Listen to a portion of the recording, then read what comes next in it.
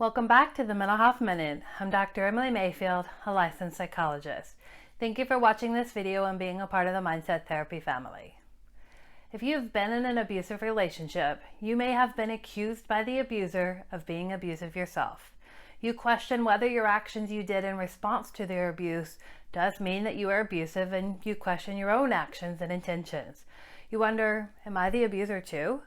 In this video, I'll discuss the concept mutual abuse and why you are the victim of the abuser and not the person abusing in the relationship, even though the abuser wants you to think otherwise.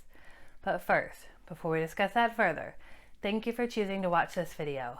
I really appreciate your willingness to give me and the information a chance.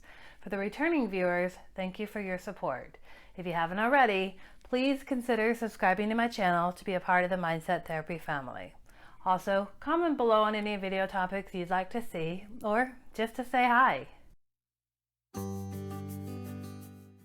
When you're in an abusive relationship, you oftentimes feel alone and that no one else could understand what you're going through. This is further complicated by the fact that abusive relationships are isolating and your primary source of contact is the abuser. The abuser accuses you of the problems that happen and blames you for their abusive actions.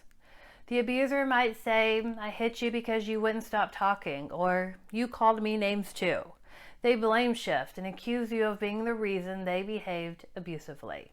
Because you did hit them back after they pushed you, or you did call them names in response to what they said to you, you think it is possible that you are the abuser they say you are.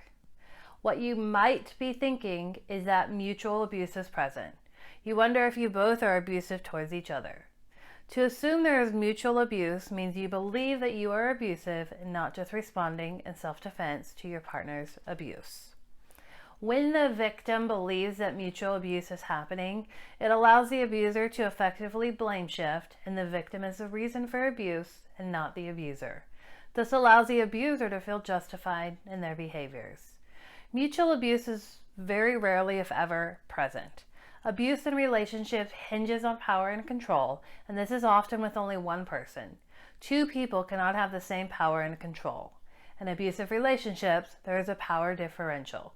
When you react back to the abuser's abuse, it is because you have reached your limit and are setting boundaries in the only way possible in that moment. Reacting back to the abuser's abuse is not done by you to control the other person, and this is what makes it different from abuse. You are reacting to protect yourself and not abusing to control and exert power. If you question whether you are the victim or the abuser, ask yourself whether you or your abuser are willing to change. An abuser will blame shift and make the problems about everyone else but themselves.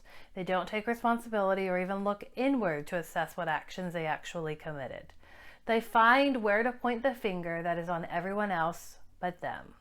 You, however, want to change your behaviors and take responsibility for how you acted. You admit to unhealthy behaviors that might be present and reach out for help. These are signs that you are not the abuser. Don't let the abuser make you think that you are the reason for their poor abusive decisions.